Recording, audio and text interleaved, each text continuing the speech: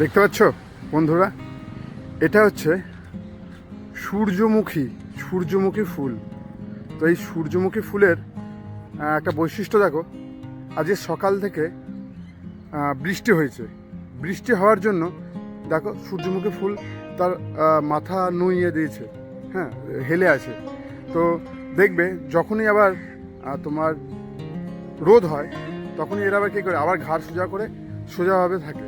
তার মানে সূর্যমুখী ফুলের প্রধান বৈশিষ্ট্য হচ্ছে এরা রাত্রিবেলায় এবং ঠান্ডা ওয়েদারে এরা কিন্তু মাথা নুইয়ে ফেলে, এবং যখন সানলাইট মানে সূর্যের রোদ পড়ে তখন এরা সোজা হয়ে খাড়া হয়ে দাঁড়ায়। এটাই হচ্ছে এদের প্রধান বৈশিষ্ট্য।